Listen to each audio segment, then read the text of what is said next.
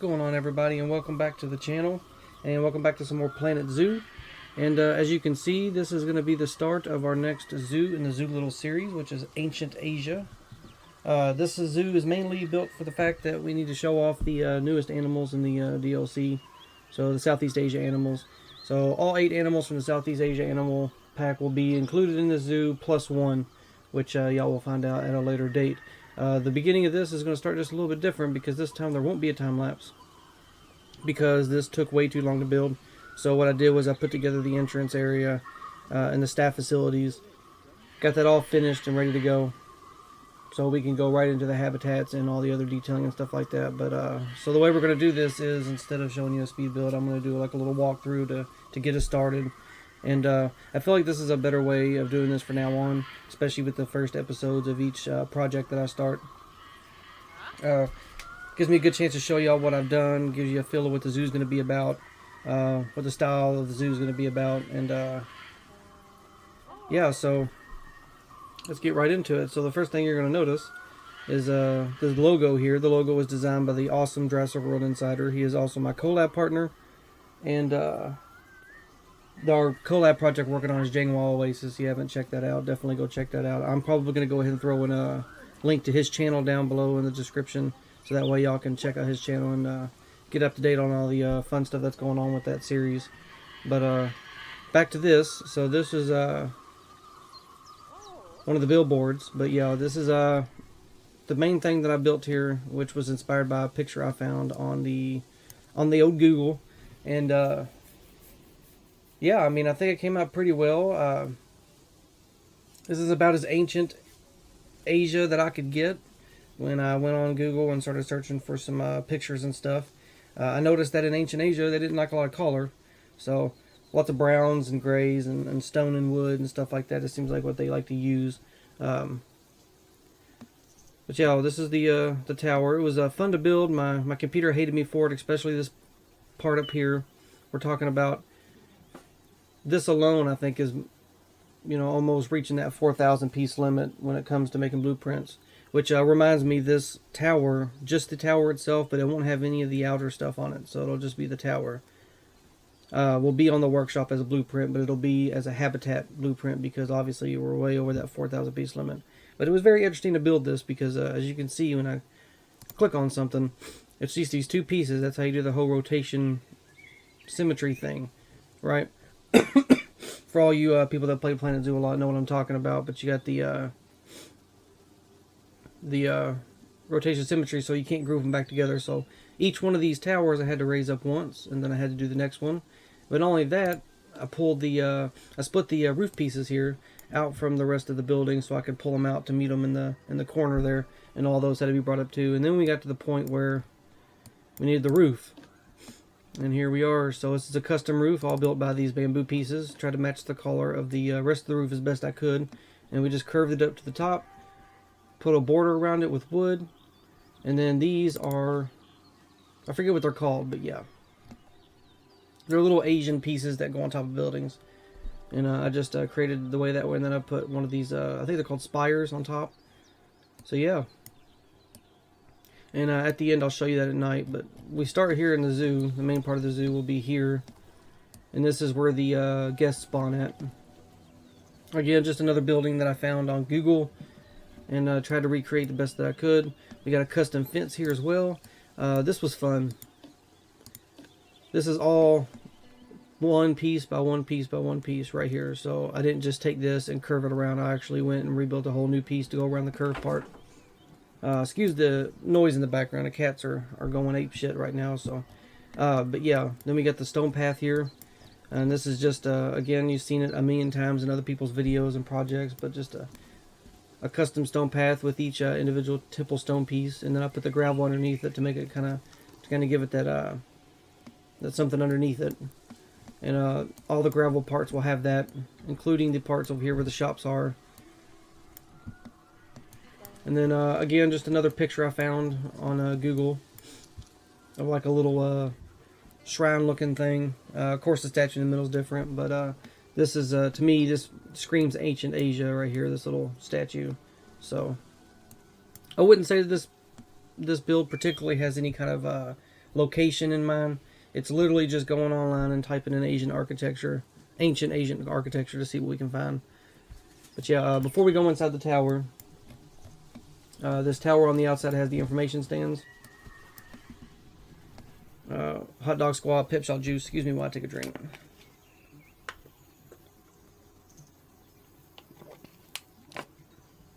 Sorry about that. We got the hot dog shot, pip shot juice, gulpy, pizza pin, and then we got the just a memento here on the corner. Each shop pretty much looks the same. We got our gravel pit here with the stones in it and stuff like that. And then we come around to the other side, and this is where our toilets are. Begin work on a little bit of a signpost here. I don't know if it really matches the whole field, but the way I'm thinking is, you know, this place, we can say that the tower was already here, and people just came in and built around it to be able to build a zoo. Is pretty much what's going on here. So there'll be a lot of there'll be some modern architecture mixed in with the ancient architecture. But yeah, same concept over here with the bathroom. So I actually forgot to put the toilets in with the tower build, so I decided to put them over here in the corner. So they're just kind of nestled over here in the corner, and that'll be the only toilets we have. And then we get over here and we'll get to the staff facilities, which is like it's nothing special, and I didn't want it to be anything special.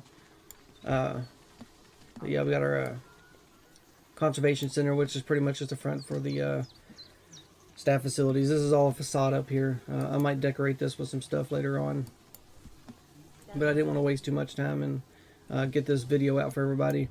Everything was built off camera. It just took forever. I mean, this was a pain in the ass as it is. I'm proud of it, especially the roof. The roof came out better than I thought it was going to be. I'm still not sure about it, but I'm still proud of it. But yeah, we come into the inside here, and this will be where our first animal from the Southeast Asia pack is, which I'm sure you could already guess, is the giant Malaysian leaf insect. We got two exhibits here, each with 8 of them in it.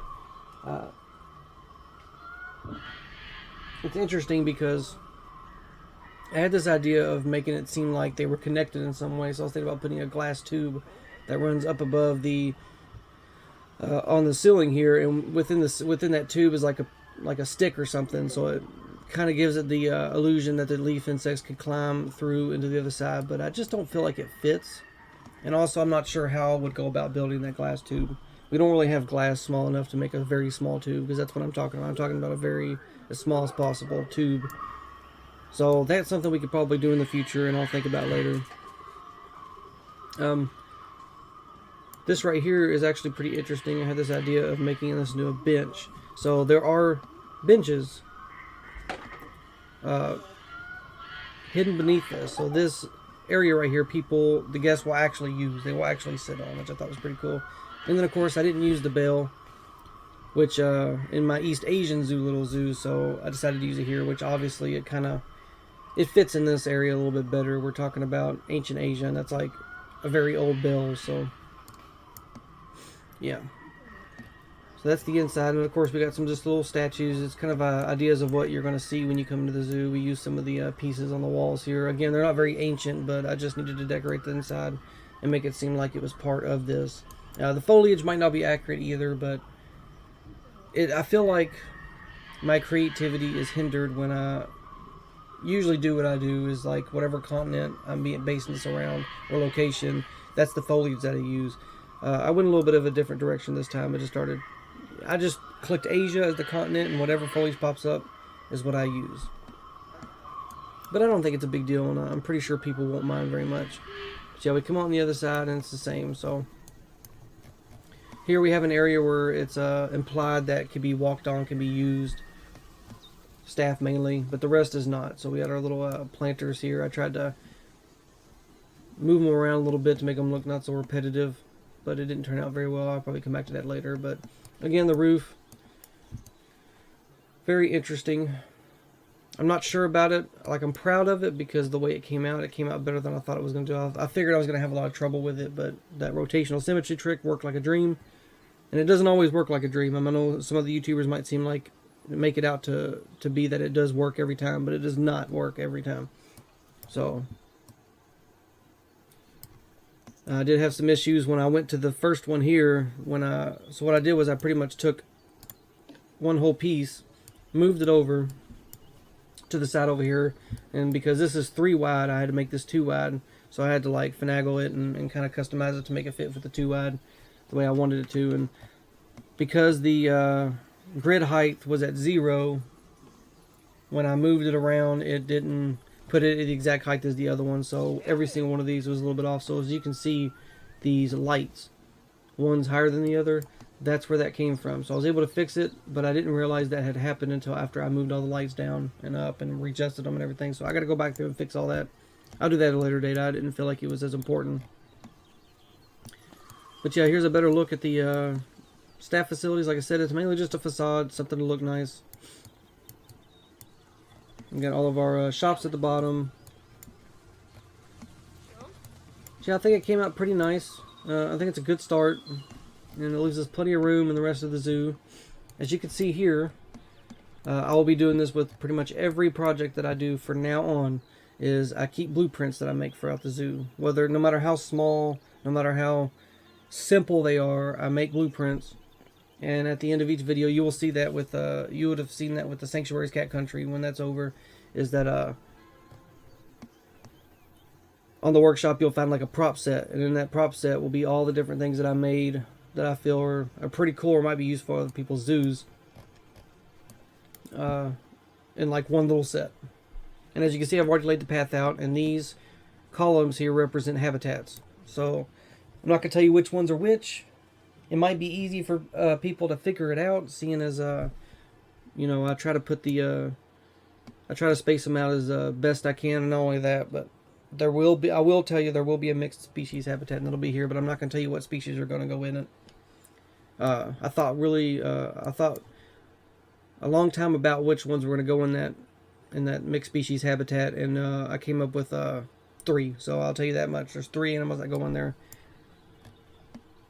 But yeah, the toilets, by the way, are just the copy of this building. I just copied it over. I didn't see no big deal about it. I didn't see no point in making a whole new building when I could just use that.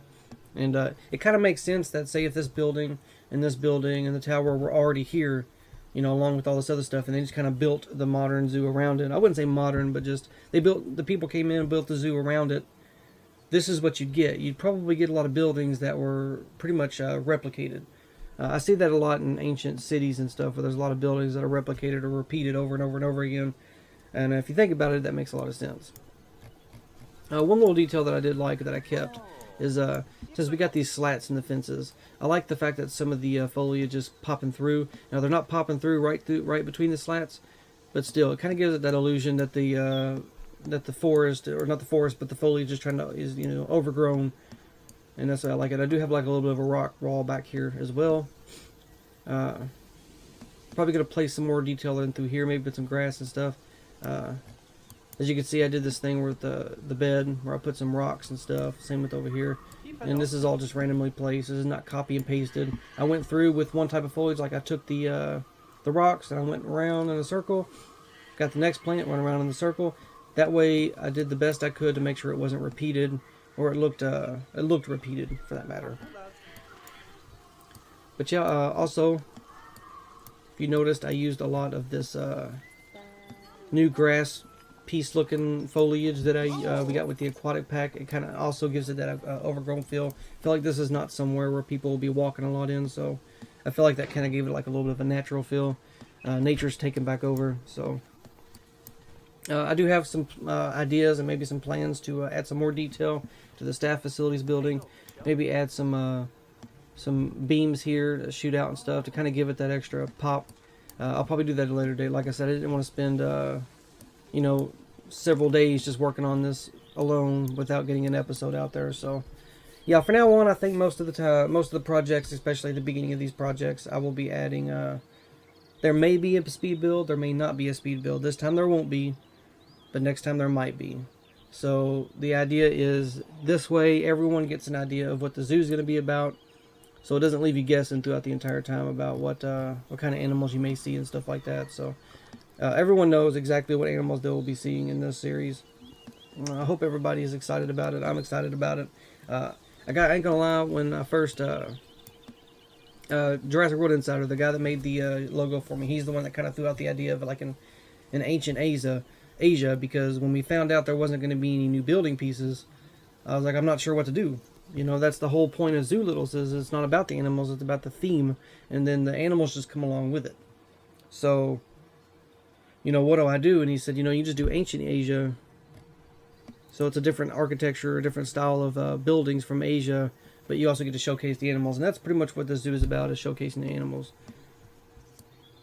We only have a couple more themes that we haven't done for ZooLittles that are already in the game, like the New World, the Classic, and there's a reason why I'm not doing those, because I feel like the New World fits more with North America, and the Classic fits with Europe, of course.